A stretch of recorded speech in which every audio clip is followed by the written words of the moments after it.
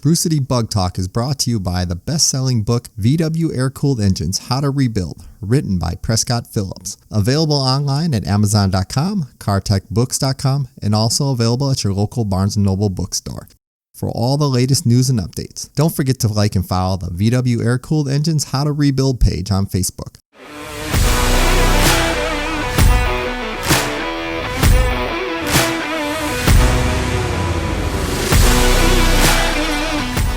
Good morning and welcome to the show. My name is Sean Smith. And my name is Prescott Phillips, and this is Brew City Bug Talk.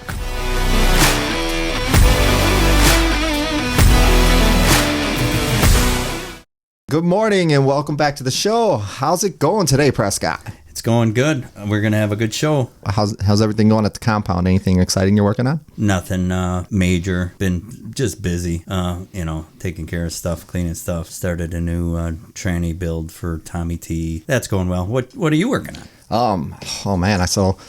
I got a group of friends that we go around. They're all part of my car club, and we go around and help each other with the new car club. We'll get into that in a later episode. Okay. So the group of friends come over and we help each other out with our projects. And I had them over last weekend, and we finally got to work on my 72 Ghia. The thing's been sitting in my garage all winter long, and I haven't really done anything to it. Yeah. But they came over and we ended up tearing out the front beam on it. I bought an adjustable beam off of Tommy. I remember you buying that. So I had the whole crew over and we ripped that thing out, and man, that thing is rusty. It is a lot worse than I thought it was going to be when I bought it. Ghia. But I mean, it was a barn find. It was literally parked 20 years ago by a family in their barn and just sat. And then we pulled it out, and that thing was nasty when I got it out. But I mean, hopefully she'll be a nice, cool little project when I get it done. Ghias have always been the rust buckets. There's too many nooks and crannies that don't get any paint or something. I don't know what the deal is, but everyone in Wisconsin gone. Yeah, this guy, the front bumper mounts completely rusted out. So the guy cut the shock towers and welded the bumpers to the mounts to the actual beam. So this whole beam eliminates a problem. This thing is bad, but I mean, whatever. I'll get it done and I'll get her going. That sounds good. Yeah. Cool. So who do we have on the show today? Today we have a special guest. Special guest? Yeah. Oh, who is it? This is a friend of mine. We've been friends for, quite a while. His name is Josh Andersen, and he owns Mr.BusCo Company in Stoughton, Wisconsin. He's here to talk with us. How's it going, Josh? It's going very well. Thanks for having me on. Hey, welcome to the show. Appreciate it. Yeah. So Mr.BusCo is in the house. MrBusCo. MrBusCo. That's your stage name, right? That's what you're. Yeah. My friends call me MrBusCo. Okay. Well, good. So we have to call him Josh. Josh. Yeah. We'll call you Josh. So kind of give us a little bit of a background of like, who are you and how'd you get into Volkswagen? Sure. Well, I'm a Volkswagen enthusiast first. Kind of spawns everything, and I'm a entrepreneur. So I'm always looking for opportunities and things that interest me and continue my self-employment. And I think every Volkswagen enthusiast is like an entrepreneur. You almost have to be. Yeah. You almost have to sell and buy your own garbage. Yeah, but not all of us make it into a business like this guy here. Well, it's all varying degrees, right? It's you start out with just buying stuff and selling stuff, and it's up to you to see how far you want to take it, right? Sure. Yeah, there's a lot of opportunity there. I started buying and selling, flipping cars and sending them everywhere, and I just love the Volkswagen. They're just great cars. I really love the aesthetics. I have a background in art and design. Oh, and now are Volkswagens a family thing? Did your dad own one, or my parents had a 72, I believe, Campmobile, and Carmen Ghia that got my dad was in a pretty bad accident in his Carmen Ghia and totaled it and cut his ear off and had to go to the hospital, and it was a pretty big deal. And then when I was younger, we had a Beetle. It always starts real piece of garbage. Yeah, it always starts when you're young and you see something and you can't get it out of your head. It's like Yeah. Well, it's the bus. It's MrBusCo. I mean, Beetles are great and all, but buses are the magic. Yeah, I just love the bus, and anything that you can sleep in and travel in and use, and it's multifunctional. It's just there's no downsides. I just love them. They are pretty cool. They do take up a lot of real estate. That's true. That's true. You better have somewhere to park the thing. They're fun though. Like, my group, the group of friends that I was talking about that I hang out with, I'm the only one that doesn't have a bus right now. Like, I had a bus, but everybody else has like Westphalias. They got Vanagons. They got everything. Like, that's their thing. Is we go to these shows and they just set up camp, and I'm sitting there with my Beetle, and they're just they got a full campsite up. Exactly. Yeah, Lawn chairs and everything. Yeah, just taking everything you need with you. Tents. And then, besides the bus and the Volkswagen itself, the people that I've met in the community and the enthusiast groups, really haven't met anybody that I don't care for. They're a really good group, and our local club is good. Once a year you do something at your compound, like a gathering with all the... Yeah, so I'm in our local bus club, the Der Busbesitzer group, the DBG. DBG. Yep, the DBG is a northern Illinois, southern Wisconsin, roughly, in northern Wisconsin, based group. We've got a really good group of guys and girls. And so how many rigs show up at your place? Probably about 20 20 buses will show up, and we do 2 nights. We have a bonfire, and you sing Kumbaya and all that. Yeah. Yep. And we all hang out and just have a good circles. time. Sure. I'm not opposed. Is it usually the same time every year, or? Yeah, it's at the end of October. It's usually like the weekend before Halloween, so usually around the 22nd of October. But with our bus club, there's a camp out pretty much every weekend somewhere in Wisconsin or northern Illinois. They're really, really active. So if you've got a bus and you're in Wisconsin and you're not part of the DBG, just check it out. Very cool. Lots of opportunities to camp. Yeah, I know every time you do this deal at your place, you always try to get me to come out, and I'm like, I don't have a bus. Well, I haven't been to yours yet either, so. Well, maybe this all changes here. Yeah, I have a big summer gig at my place, a memorial car show. This will be the fifth year. Yeah, it's like minds like to gather together and do the same kind of stuff at least annually. So it's a good time. Very cool. So, what was your first Volkswagen that you've ever owned? Yourself, not a family thing. Right, sure. You. Yeah, my first Volkswagen was a bay window. Honestly, I can't even remember what year it was. It was an early bay. It was an upright engine, so 68, 71 that I bought out of a garage in Chicago when I lived there. Had to tow it back. That was the first one. And then that was back in the days when buses were affordable. Yeah, I think I paid like $100. Really? Yeah, I mean it was. What year would you say this? This was probably 2001. 2002. Wow. Before the bus craze. Well, and I'm a cheapskate. So, welcome to my club. Yep. We can be friends. All right. So that was it. And then pretty much rapidly after that, I sold it. Because I was like, this is the $100 bus. But I mean, I drove it around. It was fun. I used to own a True Value hardware store, and the previous owner knew that I was into that kind of stuff, and he knew a guy with a 1961 split window bus in Chicago and hooked me up with him, and we made a deal, and I took that bus home, and that was really when it grabbed hold and hasn't let go since then. So, do you still own the Splitty? Yep. Yeah, it's my 1961 Mango. Really? Yep. So it's not going anywhere. I will. I'll have it forever. My kids have definitely claimed it and let me know that it cannot be sold. That's good. Because they have seen a lot of cars be sold. So there you have made sure to mention that, multiple times. Yeah, that comes up to our usual next question. How many? How many do you think you've owned throughout just a rough number? Oh, I mean, easily over 100. Sure. Prescott numbers here. Yeah, wow. yeah. Okay. Prescott numbers. Oh, yeah. I mean, through Mr.BusCo, people contact us with collections. Yeah, that one time you bought how many Gias? 15. 15. He bought 15 Gias from a guy. One guy. Yeah, in East Troy, actually. And really? Yeah. And they were most of them. Were they junk or were they? Oh, yeah. Yeah. Any good ones? I have a lot of doors on the shelf. Well, there was like a bunch of convertibles. A lot of convertibles that the top's gone. They were in a pretty wet location. I actually brought I have a skid loader with forks on it, and I brought it there for this whole process because it was pretty damp. Stuff was stuck in the ground. So I've got 6-foot forks on the skid loader, and we'd pick up a Carmagia, and everything in it would just fall out like it had been gutted. Wow. I mean, just like cut it, and everything just falls out onto the ground. Yeah, I remember you were just stealing the motors and the trannies out of them. Yep. And just the rest is going to the scrapper. Yeah, we pretty much took transaxles, engines, anything that was good. We got some trim, but I mean, a lot of the Carmagillas, like you guys were talking about earlier, they just rust away. Yep. And these were all Wisconsin. The headlights where the headlights used to be are gone. Yeah, these are all Wisconsin Gias, and they showed it. So, but they didn't go to the scrapyard. They gave up a lot of parts that they needed to. Yeah, they didn't go to the scrapyard as whole cars. Yeah, they gave up what they had. Yep. But 15 of them. Did you get any? Were there any decent ones out of it? Like, were you able to?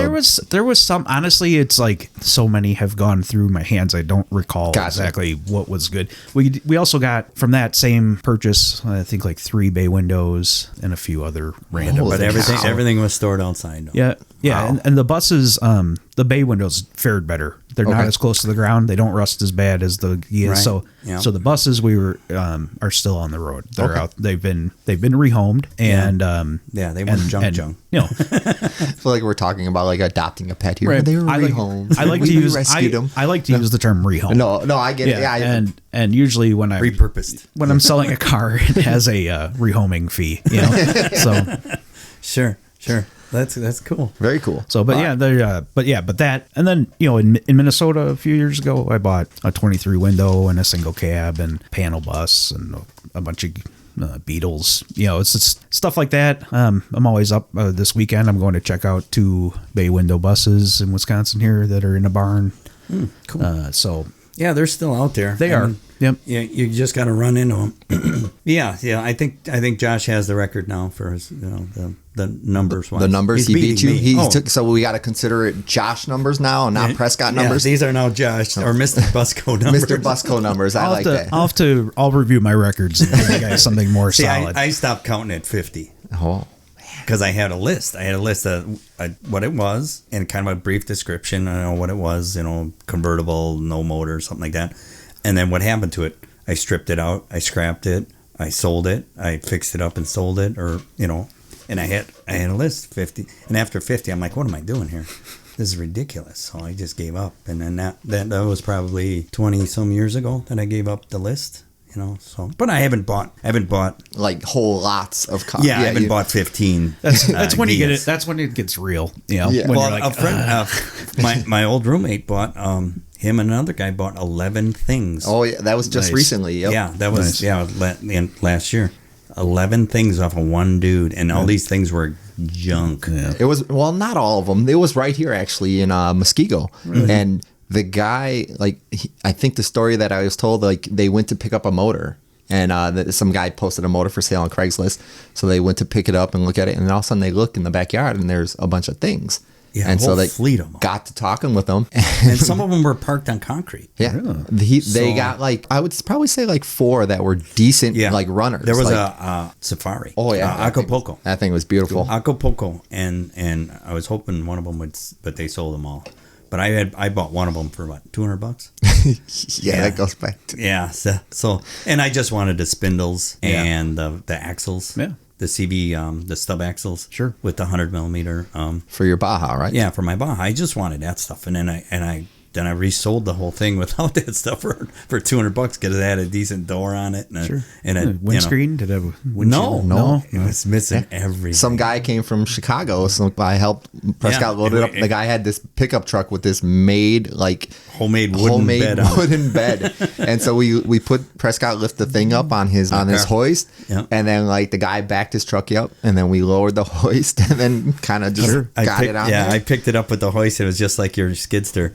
When the arms started lifting, they just started crunchy. Just they weren't lifting the vehicle anymore. They were just crunching through the metal, and the guy's looking at it, and I'm like, oh boy. But he was happy. He pulled out some toe straps and strapped it down. Brand new. He bought toe straps. Brand new toe straps. He's ratchet strapping it down. He's all smiles when he left. I'm like, okay, dude.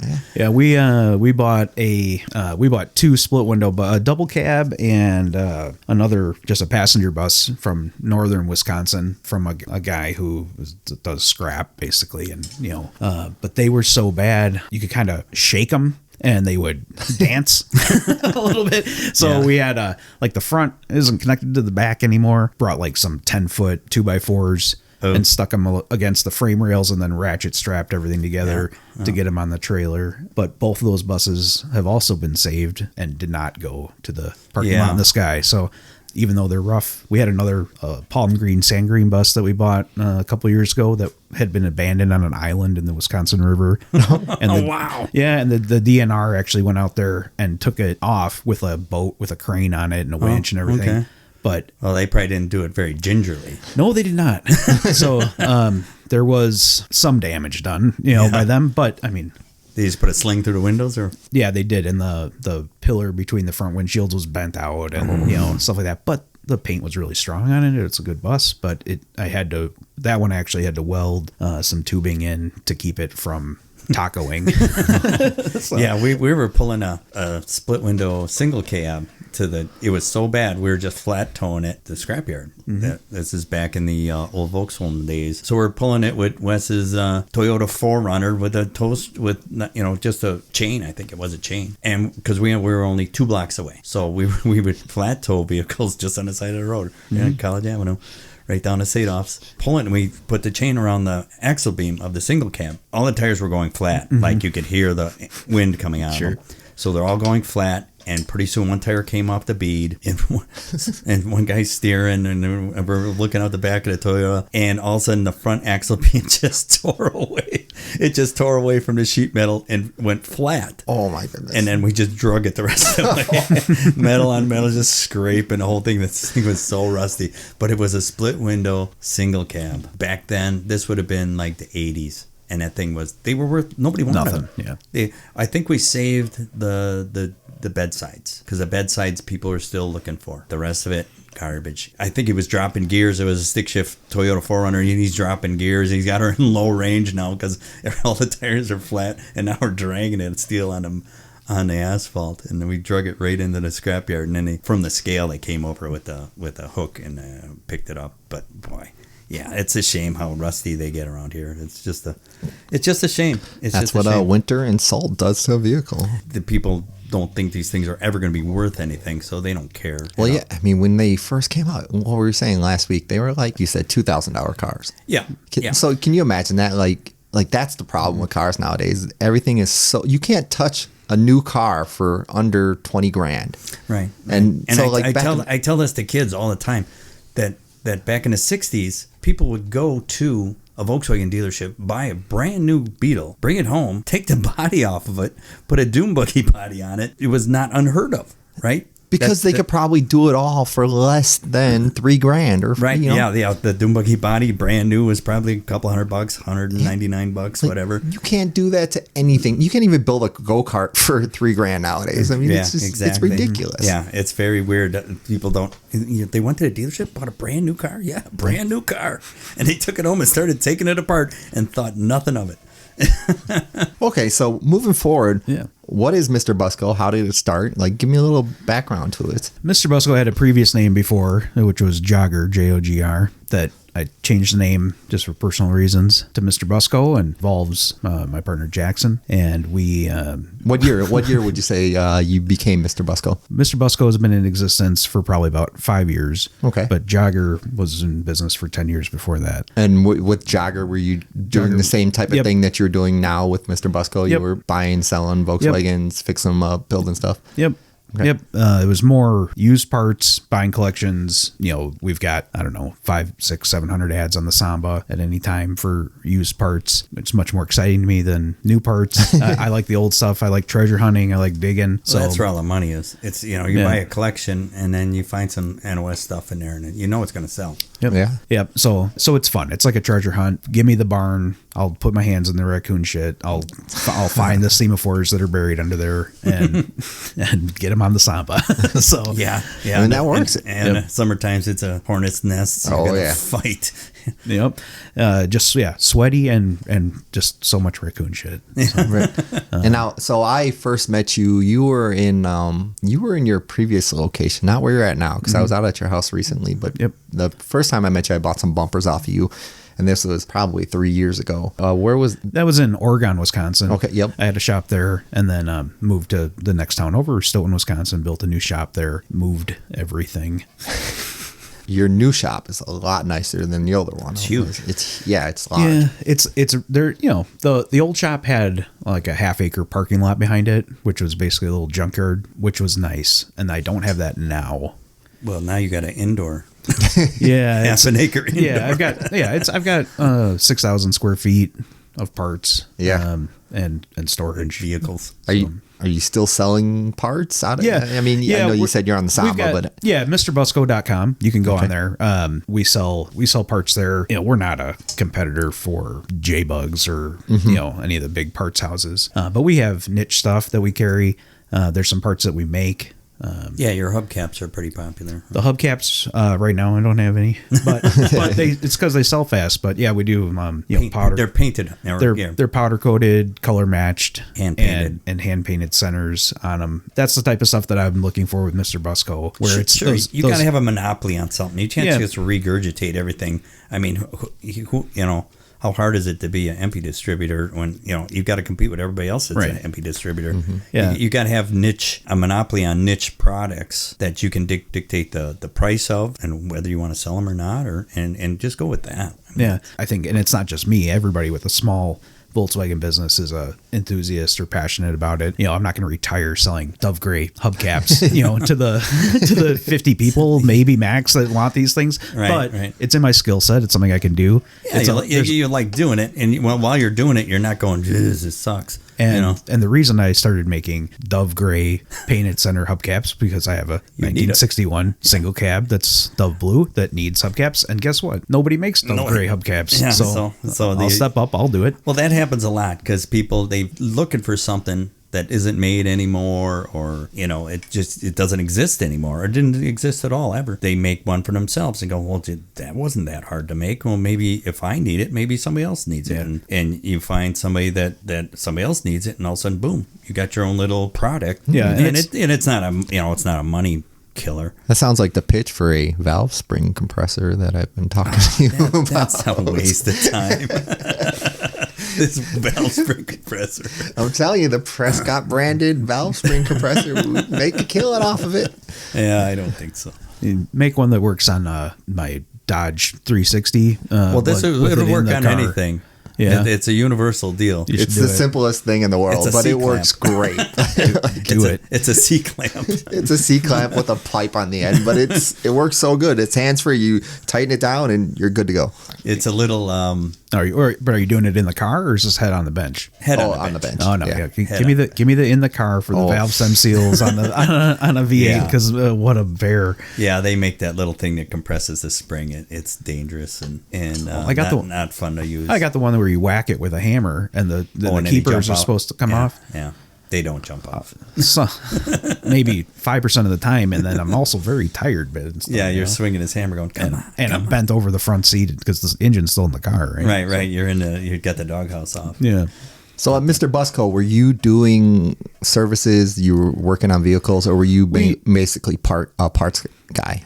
Mostly parts, used parts. We don't do much service work. We played with it a little bit, but it's not really for me. It's the long sales cycle. It takes a long time. People's stuff takes up my shop. And these cars, as we were talking about before, you're restoring a car basically that just needs a brake job. Yeah, it just needs a brake. I mean, we're in Wisconsin, like we said earlier, and everything's broken or rusty. Yep. And it's everybody knows with old cars. I mean, you do. Oh, my front left brake doesn't work. Well, the next thing you know, you got all new brakes. Got all new brakes, and then the tie rods are blowed out. Yeah, is it here? If one brake line's bad, all the brake lines are bad. Yeah, right. They're rusty. And then the master's gone, and then his brake job turned into a whole complete brake disassembly, and then So it's it wasn't our main thing. It was more in the way, so we just don't offer that service anymore. We don't do services. We just do parts. We build engines and sell parts. Are you still building engines right now? Slowly. Since 2020, the supply chain was a real bear. It's parts. impossible. And at one point in there, I just said, "Okay, I'll just wait." So it's starting. I'm good for now. Yep. So it's starting to come back where parts are available again, and Yeah, for a while there, you couldn't finish anything because Yeah, you it were was- missing critical parts. You build a brand new engine and it takes 6 months because you're waiting on parts. It's just not any fun. So it's terrible. What would you say would be your most memorable build? Like what have you built out throughout your year or through your time as MrBusCo or anything that you built? Like what kind of gets it for you? I built a rotisserie to put a split bus in. Okay. That was really fun. I've had a panel bus in there, used it, and then was done and sold it. Now, did it spin or did it roll? It spun. It had because they got the ones where you just roll tip it over. Yeah. No, this was 2 hoops in casters. The whole bus was suspended in there, and you could just turn it like a barrel. Right. Yeah. If you got place. once you got the balance right. Yep. Yeah, I had it. So that was really fun. That was a fun project to make. I have a 64 short bus that I'm working on. A little stubby bus, and it's really silly, but I am having a lot of fun with that. What year is that? It's a 64. 64. Okay. Yeah, so it's a split window shorty. I built a Ninja 1600 for that. That is entirely gold. Chrome. I saw that motor. That motor's So crazy. it looks like C-3PO, and but I found on Amazon, a chrome 34 pick 3, which I can't find anymore. But it's probably the best running carb I've ever had for some reason. And so it's chrome. Everything's chrome. All the tin was chrome, and then I had it powder coated in a gold translucent color. And the thing just it's gaudy. It's like gold member. The Liberace bus. Austin Powers. Yeah, so I want I need to make a clear deck lid for that bus and LED lights in the engine bay or something to have it shine. Crazy. And I've been working on a propane poofer for that bus. It's fire effects, basically pyrotechnics. So you like shoot flames out the Well, I'm gonna shoot flames out the top. Oh, into the air, kind of like a hot air balloon, right? Yeah, that's gonna be pretty cool. Yeah, a giant cloud. I'm jealous of the muscle car guys that get to shoot flames out of their exhaust, and I considered doing that, but man, the gas tank's right there and the engine's right there. Well, the exhaust is a foot long. I'm like, I don't know, so I'm just gonna shoot flames out the top. Yeah, and I've seen that now with the latest pyrotechnics shows. Now they gave up having it shoot out the exhaust pipes. They just come out of every. It's like a rock show. Yep. Yeah, it's pretty cool. So, so the short bus is fun. That rotisserie is fun. You gotta have the fun projects. Yeah, and the other, I had a Beetle, like a 63, 64 Beetle that I found that was pretty much rust free, patina monster, and it's a rarity for a bottom feeder like me in Wisconsin. It's a rarity to have a car that you can just buff, and it comes out really nice. I mean, it was just like it didn't need paint. I had to weld in one mount for a rear bumper. That's it. The floors are solid. But buffing that thing out and putting VRMs on it, and it just looks like money. And it just was. It's got that beautiful. It was a black car and that beautiful like cloudy fade that the patina gets when you buff it out. Yeah, you buff through the black, and so there's you some hit gray, primer and stuff, and it just looked really good. I sold a car. Is another car I wish I still had, but that is fun. That is, having a car that where you take a screw out and the screw comes out. I mean, it's like we don't need a lot here in Wisconsin. It's just the simple things in life. If you can take the headlights out and replace the headlight bulb without snapping everything off, you're right? So so like that's like a highlight. When I talk to people I talk to a lot of people from California. Oh yeah, I was gonna say. Especially through the Samba, and I'll say, we go out of our way to say this is a rusty part that we're selling. And they go, well, or this car is rusty. And they say, oh, how rusty can it be? You don't understand. You clearly have never lived in Wisconsin. Yeah, and they're like, hey, it can't be that bad. And it's like, oh my god. And I've seen California cars that are rusted beyond belief. Oh, if they're on the ocean, yeah. Yeah, I mean, it's like, it's rusty. And I'm like, well, California rusty? Shouldn't be that rusty. And then I go look at it. It's out in the desert, but it's gone. It's like, where was this thing? Bottom of the ocean? Yeah, or near the ocean anyways. And right. Salt spray on if they drove it once on the beach, it's garbage. Just like the Florida cars. I will never buy another Florida car. They're rusted in the weirdest places. I'll take your Florida cars. I'll take your rusty California cars. I don't mind.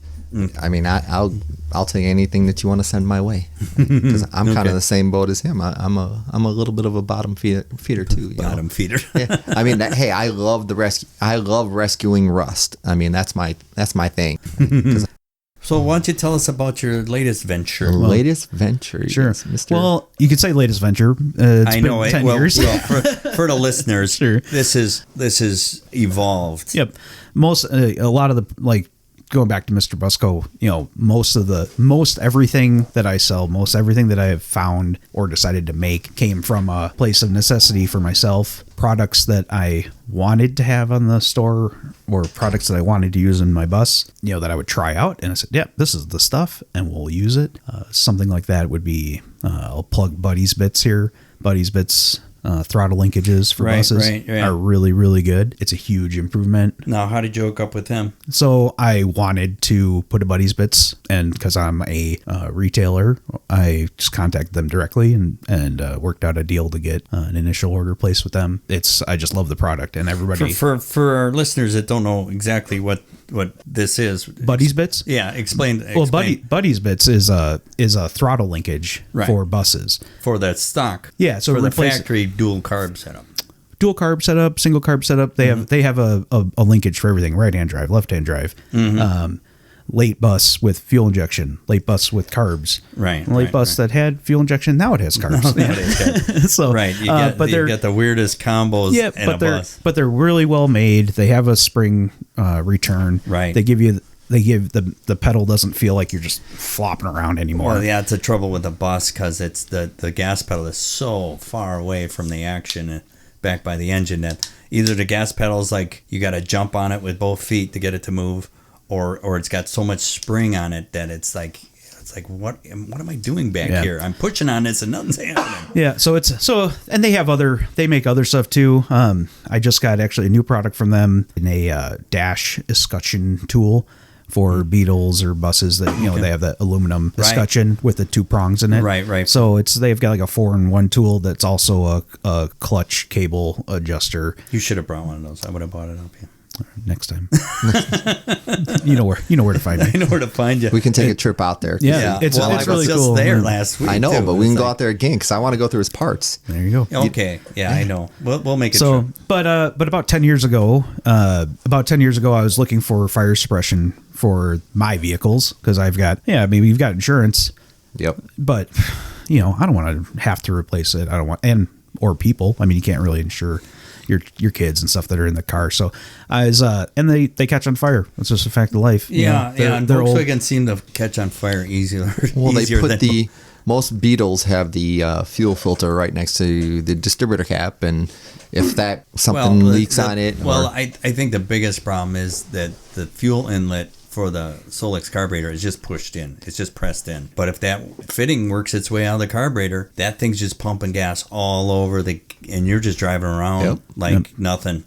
Right, everything's right there. Your distributor, all your spark plug wires. Yeah, but you're driving down the road not knowing that it's pumping gas all over everything until it's too late, until it's on fire. And then the secondary problem of the engines are gravity fed, right? Yeah. So the tanks the tanks are higher than the engine. So if you do get a hole in a line or you break something, it's going to empty the tank. Gas just pours right out. We've all seen pictures of buses on fire, bugs on fire. I did not want that to happen to me. So I was looking for options for fire suppression. They were very expensive.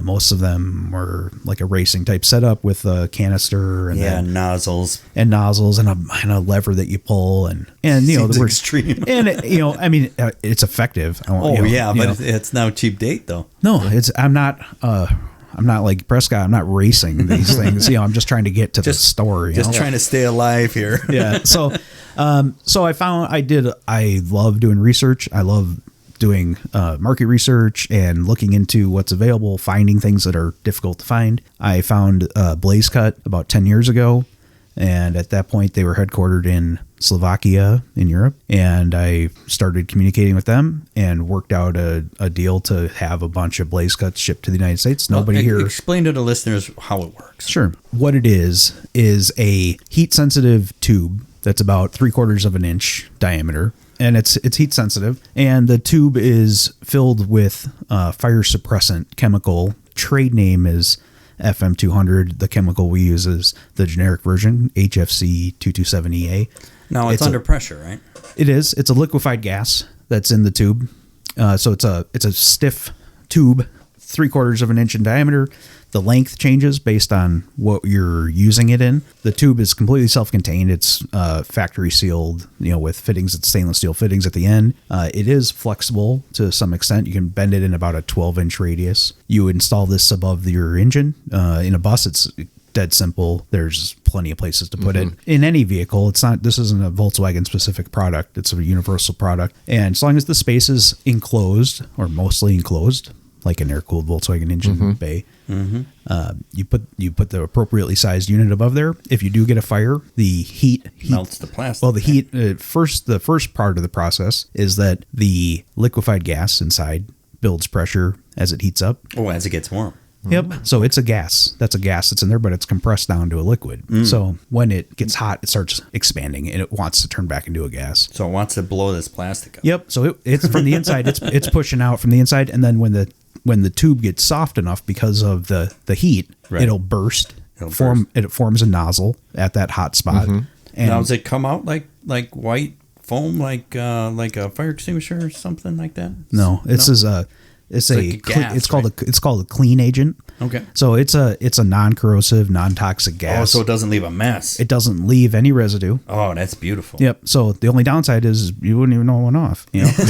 So if you're not there, right? Yeah. So so it's non-toxic, it's non-corrosive, it's not going to affect any of the electronics. That's the worst case, because you see after an engine fire, you've got the fire extinguisher, they took the fire extinguisher, everything. Everything's white and crusty, and so that eliminates your stuff. Your stuff's still going to burn, of course, but this with the flame suppressant and the BlazeCut stuff, it's more of puts it out from lack of oxygen. It puts it's called there's the fire triangle, the things that are required for fire to exist. The primary function of disrupting that triangle with BlazeCut is a lowering of the temperature. The chemical, when it disperses from the tube, dramatically drops the temperature. Cool. And it's very cold. It's a propane gas derivative. So if you've ever put a grill tank on and you get the little propane on your fingers, and you're whoa, that's cold. It's crazy cold. Right? Yeah, so that's the primary, and then it does react with oxygen to remove that. The lowering of the temperature is the primary function. So it's a good looking unit. Like you said, it's got stainless fittings. It's got this little baby gauge on the end of the tube, which is it reminds me of a fire extinguisher. Yep. When it's in the green, it's still good. So it's the same as a fire extinguisher. When it's in the red, it's lost its. So it's interesting. BlazeCut is an interesting product. It has that gauge on there, and I'll be honest with you guys, the gauge is a source of a lot of confusion for people. I get a lot of calls that say, "Oh, I looked at my gauge and it's at 0, right?" Well, if you look at 0, zero is still in the green. Yeah, 0's in the green. Yep. So as the temperature rises, like if you're driving around, then that gauge will go up, right? Okay. BlazeCut go into the red. If it's in the red, it's about to blow. So yeah, that's what that means. So let me ask you that. So for our Wisconsin people, how does this liquefied gas, does this freeze during the winter? Is there an issue with freezing? Is there anything like that? Nope. You put it in there. It's got a 10-year life span installed in your car. So you purchase this and it's good for 10 years inside there, because I don't remember what a fire extinguisher is, but you have to have serviced every year or two. So what's unique about the BlazeCut is that it cannot leak. It cannot leak. Yeah, fire extinguisher, if it leaks, it's all done. leaking out. Yep, because it's a chemical reaction. When air meets that chemical, it expands, it turns back into a gas. It cannot leak. Right. If it's either good or it ain't good. Yeah, if it's leaked, it's bad. There's something's wrong, and it happens. Maybe there's a debris in the engine or something that maybe it was installed poorly and there's a vibration or something cuts through it. That's happened. I can see that, that thing's been mounted so long that it rubbed a hole through. Yeah, I mean you have to take a lot of care in installing it to avoid that. It's just like anything. You can't run a drywall screw through it. No. Yeah. So I had a customer with a Ferrari that had turbos, and he put it in and it was it went right next to the turbo, and I mean the car ran for about 2 minutes before the thing went off, because it had melted and so you can't just it's 248 degrees is when it goes off. That's what I was going to ask you. What's the temperature? Yeah, so It's you not do that hot. It's not that hot, but you gotta leave it. Boiling water is 212. So yeah, people ask a lot. Well, what if my engine bay just gets too hot? And I said, well, like Prescott just said, it's boiling water's at 212. Like, you're not put your hand in boiling water, your skin's coming off, right? So I just tell people all the time, like, can you put your hand in the engine? In the engine bay. Can you touch anything? Does your skin melt off? No, then it's gonna be okay. It'll be fine. Yeah, it's getting up there. But so you found this product, you purchased this product, you liked it so much. Now, how did you become the distributor? Sure. Because you're the, I don't know if you already said this. Nope. But you're the North American distributor for BlazeCut. Correct. Yep. So anybody, like if you order this through, what are the main manufacturers that are selling this through you? Main distributors. The main distributors that are selling. I'll start first. Okay. How did I become the distributor? I'll back up. Sorry. So for a couple of years, because this place is like kind of unknown in the United States, right? Yeah, when I imported it here 10 years ago, no one else had imported the product. It had not touched the American shores yet.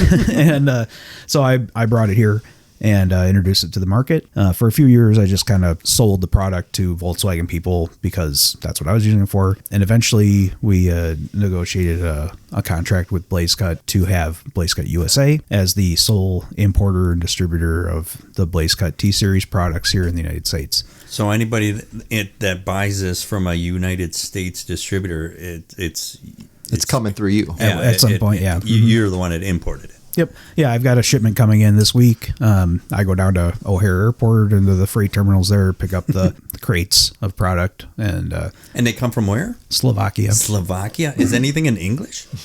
Yeah, everything's in English. Yeah, it says right here on the side. It's in English, but it's in metric.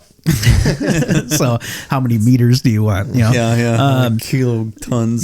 Yep. Everything's met 2.2 kilograms. It's all metric. The BlazeCut is now headquartered in Australia, so it's an Australian. Oh wow! It's an Australian company. So I get to talk to Down Under a lot. And, neat. Yep. The factory is in Slovakia, where it's produced and shipped from to me in the United States. Talk about worldwide. Yep. Yeah. They have a huge presence.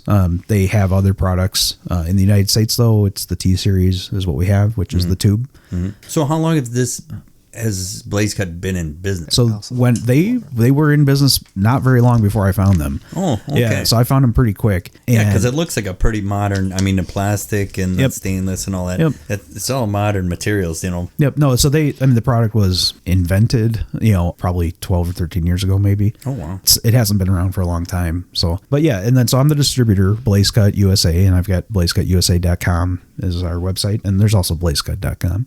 But if you're in the United States. But that's for wholesalers, right? Yep. So BlazeCut USA, we don't sell direct. I have a distributor or a dealer network. Any MP dealer can get BlazeCut. MP stocks BlazeCut. It's in their catalog. So if you have a MP dealer near you and you want a BlazeCut, they can order one for you. Now, what if somebody goes on Amazon? Isn't it somebody selling it through Amazon? Yeah. One of our I'll plug his business too. One of my best resellers out there, his name's Nick. He has a business called Augusta Motorsports. Okay. So if you see as in Augusta, Georgia. Yeah. So if you go to Amazon and you see it's being sold by Augusta Motorsports, that's Nick. He's great, and buy with confidence. Okay. So we also sell a lot to the 3D printer market and electronics, home lasers, home CNC machines. Yeah, this isn't just a automotive product. Anything that's has a potential of starting on fire all by itself would potentially work. Yep. It has to be enclosed. It has to be enclosed. As an example, I get a lot of requests from the Polaris Razor community. They want fire suppression in their razors. Well, you look at it, you can see the engine. It's like a motorcycle. The engine's right there. It's not going to work, and it's not enclosed. It's not going to do anything. If you're driving down a trail and you get a fire, it's going to pop and the wind's just going to blow it away. It'd be different. Maybe like a snowmobile that might work. And a snowmobile, but there's a hood and I'd have to look at it. Yeah, I haven't sold any that I know of to snowmobilers yet. So I'll check it out. There's a lot of snow usually to put the fire out. So now, do you have videos? Those things are broken all the time, anyways. To have it running. Yeah, come on. And on fire. Yeah, never gonna happen. Do you have videos of these putting out fires on your website or somewhere? somewhere that people can go on and kind of get a perspective of how it works and what it does? Absolutely. So if you go on YouTube and look up BlazeCut, I do have a, what year was that? I think it was like a 63 panel bus that I made a clear deck lid for. This was like day one. The first time, as soon as I got him, I was like, I gotta see how it goes. Yeah, I can't sell this product. Yeah, if it don't work. So you got it. Proof's in the pudding. You got to see it. Seeing is believing. So I made a clear deck lid for that bus. I put a ton of gasoline in there, lit it on fire Outside, right? In my driveway. Not in the shop. Yeah. When the wife wasn't home, Yeah, sure. And Garden hose was out, so you were good. So I had a friend over and we clamped the plexiglass deck lid on after it was lit on fire, and you can watch flames go. Kapow, the BlazeCut goes off. And I'm in the video going, awesome, because it was so awesome. When it went off, I couldn't contain myself. It was so much. It just works. So that was it. I've got that video's on YouTube. I think in a couple different versions, varieties, and languages. People have like reposted it. And then BlazeCut also has produced quite a few videos of electrical cabinets, other cars. Right. Other BlazeCut distributors in other regions have made their own videos too. There's a ton of them on YouTube. So if you just get on there and look, you'll see. So describe the concept of why it needs to be in an enclosed area. Like, why won't this work in somewhere that is exposed to the elements?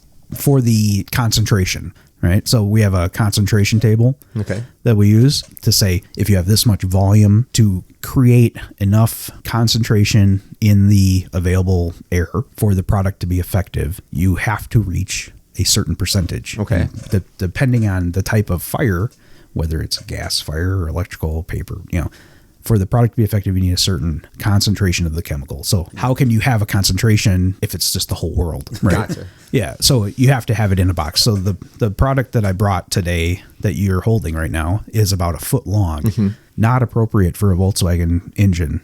Right. It's like 12 inches long. Yeah. What could you put out with that? Maybe a computer box, a computer cabinet. I have those installed in all my electrical panels. So I've got in my shop, I've got, 300 amps, a 3-phase. And that TE025 will put that panel out. If there's a fire in the panel, it'll put it out. So every panel in my house, in my shop has one of those in it. Okay. And then roughly how much is that retail for? A little over $100. $100? For the small one. Okay. What's the price of the one that will go into a Volkswagen Beetle? For a Beetle, you'd want a T200. It's 200 centimeters long. Okay. And what is that in American? What's that in bald eagles? It's about 6 feet. 6 feet? 6 feet. So you got to coil this thing up 6 foot long snake. Yeah. And does it need to be above or below? Above, yeah. So above. Heat rises, right? So okay. Yeah. So on a Beetle, you can coil it up like a pretzel on the deck lid. Okay. You can unless it's a convertible. If you have that convertible deck lid with the rain tray in it, it gets in the way. Then you got to go on the body side. There's no wires going to it. It's completely self-contained. Hoses. All you got to do is mount this thing. Mount it. Yep. And you're done. The battery could be dead. The battery could be missing. You don't have to be there, right? Yeah. Right. So that's a big factor for me. Right. I have a testimonial. A customer, he had drove his car, got home, parked in the garage, went inside. Yeah. A little bit later, probably like 10, 15 minutes later, he hears pop. The BlazeCut is pretty loud when it goes off, and he hears it. Yeah. Goes out to his garage. His garage is full of smoke. The car had developed a fuel leak on the drive. He wasn't aware of it. Parked it in his garage. Yeah. Went inside. Now, he could have easily been asleep. Could have gone to bed. Could have left. Could have left. Could have been gone. He could have had little baby puppies in the corner, and we never knew. Yeah. It was an orphanage. Yes. But yeah, so the BlazeCut, the car did start on fire. It was dripping gas down into the exhaust. It ignited. No, it wasn't a Volkswagen. It was a Volkswagen. Yeah, it was a Volkswagen. No, it wasn't. Sorry, it was a Porsche. And it caught on fire. The BlazeCut put it out, and the fire was out. He wasn't aware that the car had caught on fire. And this was a personal customer of yours? Yep. Oh, So, nice. yeah. So it's nice to get the affirmation from somebody. Yeah, the testimonials are important. Yeah, and I mean, you feel good about it. Yep. I mean, it's like it feels great when somebody calls me and says, "Hey, You saved my orphanage. you saved my orphanage. You saved my car." It's fantastic. It's the main purpose here. It saves your car. That's great. I want to save you. Yes. So if your life is saved, I don't care if your car burns to the ground. If it gets you another 30 seconds to get out of the car, that's Sure. a ton of time. Ton of time. And at hot rod shows. I talk to people all the time, and I say, "Hey, this could put the fire out in your Camaro, right?" Mm-hmm. And they say, "It's insured. I'm done building this thing. I'll just take the check." And I go, "What do you ever put your kids in the back seat? Because I mean, if you got a fire and it's easy for you to bail out, but now your kids are stuck in a car seat. Yeah, you're trying to get the kids out, and you just inhaled a bunch of smoke. Or if you have not Volkswagen related, but if you have a handicap van." Or a wheelchair van, right? Right. A lot of the new ones, they're electrical locking, right? So if you had an issue where the battery got burnt or got taken out, if you're in a car accident or something, you get a fire and you can't get out. Personally, I think every wheelchair van should have a BlazeCut installed, and also every postal mail vehicle, if you're listening, government. Yeah, Josh needs to sell some BlazeCuts to you. And I'll tell you, the lithium ion is another question I get a lot about lithium ion batteries. From what I heard, you can't put them out. There's nothing you can do. So if it gets to thermal runaway, the point of thermal runaway, you can't do nothing. Just let it burn out. You're not going to stop it. So current technology, there's just nothing out there yet. There's nothing. There will be, but right now there's not. If I want to buy directly from you, where can I find you at? For BlazeCut? Yes, for BlazeCut. So BlazeCut itself doesn't sell direct to consumer, right? So you're going to have to go through one of our dealers. I'll plug one. It's called Mr.BusCo. They carry everything. They have the whole product line. Yeah, but it's in stock too. Yeah, it's in stock. but there's it depends on what you're buying. If you're looking for like Augusta Motorsports, there's a lot of racing, and he carries other fire extinguishers too. So depending on what you're looking for, I wonder if that's sanctioned legal as fire suppressant. BlazeCut? Yeah, it's not. It's not SCCA approved. Because you can't manually. Yeah, so you can't manually. So it's not. Operate it. In an area where fire suppression is required, it might not meet the standards. Anywhere that it's optional, it works. So we do a lot of boats too. People. I can see boats. Yep. Yeah, and that's a good. It's funny you think about it and you're like, the boat's on the water. Why? No. Why do you think all that have the spark arresters and all that stuff on the carburetors? And all that? Inboard, outboard, sailboats with a little diesel or gas engine kicker that they have a little room for. We do a lot there. Some big catamarans we've done where they have twin V8s, down under. Yeah, right. You put one on each one. Yeah. Anywhere that there's a risk, it can go. For construction equipment, we're working with a company now to outfit some skid loaders. Oh yeah, because that's all enclosed. Where the motor isn't a skid steer. A little mini compact excavator or any construction equipment. The tow behind air compressors, tow behind welders.